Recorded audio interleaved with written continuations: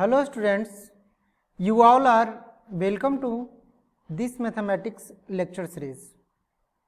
Students, I am Amit Kumar and today I am going to discuss some algebraic function. So let's start.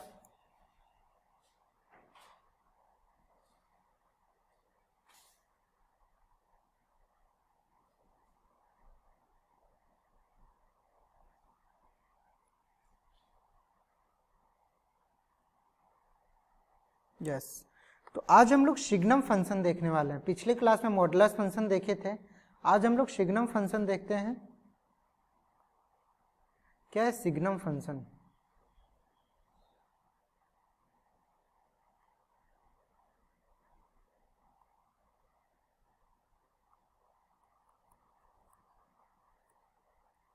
Signum function, signum function क्या होता है? The function if such that R to R इसका मतलब क्या हुआ? कोई function है जिसका डोमेन क्या है? ऑल रियल नंबर है और कोडोमेन भी उसका क्या है? ऑल रियल नंबर है। The function if such that R to R defined by f of x is equal to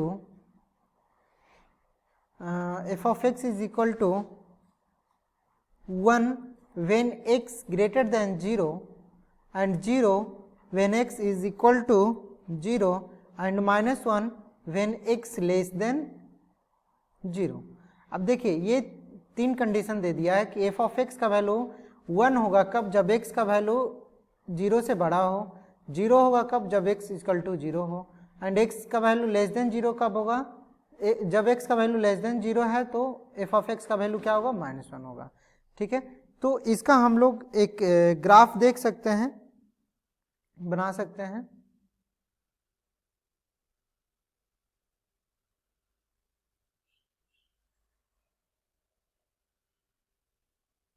देखिए ये x, इधर y है, इधर -x, इधर -y। देखिए जब x का वैल्यू ये 0 है तो जब x का वैल्यू क्या है? 0, तो f ऑफ x का भी वैल्यू क्या है? 0। जब x का वैल्यू ग्रेटर देन 0 कहने का मतलब ये पूरा पॉइंट यहां से लेके 1 2 3 ये इधर कुछ भी लोगे तो क्या होगा? ग्रेटर देन 0 है। इसका मतलब अगर x का वैल्यू 0 से बड़ा हो, कहने का मतलब यहां से लेकर के ये पूरा, तो जब उस पॉइंट पे क्या होगा? f ऑफ x का वैल्यू 1 आ रहा है, तो 1 कहाँ है? यहाँ पर अगर 1 है तो क्या होगा? इस प्रकार का ऐसे जाएगा क्योंकि एक ही वैल्यू है 1। ठीक है, और जब x का वैल्यू लेस देन 0 है तो क्या होगा? f ऑफ x का वैल्यू -1, तो -1 यहाँ पे है f ऑफ x बराबर है ना, ये y बराबर f ऑफ x, तो -1 कहाँ होगा? इधर होगा, मतलब ऐसे जाएगा है ना। जब x का वैल्यू क्या हो? निगेटिव हो, -1 -2 -3 लाइक। ठीक है, तो यहाँ पे क्या होगा? तो इसका रेंज आप लोग बता सकते हैं। रेंज क्या पहले डोमेन बताइए तब रेंज बताइएगा। डोमेन क्या हो जाएगा? सिग्नम फंक्शन का डोमेन हो जाएगा। देखिए आप x का वैल्यू तो आप ले रहे हैं ना -इन्फिनिटी से लेकर के +इन्फिनिटी तक, मतलब कि x का वैल्यू यहाँ पे सेटिस्फाई कर रहा है। The possible values of x is called the domain, आप लोग को बताया है। वैसा x का वैल्यू जिसके लिए f ऑफ x डिफाइंड हो जाए उसको डोमेन कहते हैं। तो डोमेन क्या हो जाएगा? मतलब -इन्फिनिटी से लेकर के +इन्फिनिटी तक हम कोई भी वैल्यू ले सकते हैं। इसका मतलब डोमेन क्या हो गया? All real number. All real number कहने का मतलब क्या? -इन्फिनिटी से +इन्फिनिटी तक कोई भी वैल्यू लीजिए। रेंज क्या हो जाएगा? रेंज इसका देखिए मात्र 3 ही आ रहा है, एक -1 0 और 1, इसके अलावा और कोई रिस्पॉन्स आ रहा है? मतलब और कोई आउटपुट आ रहा है?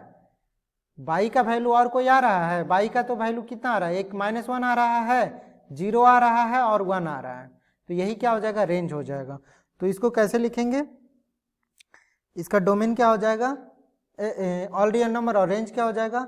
-1 0 एंड 1, बस यही 3 एलिमेंट्स इसका रेंज होगा।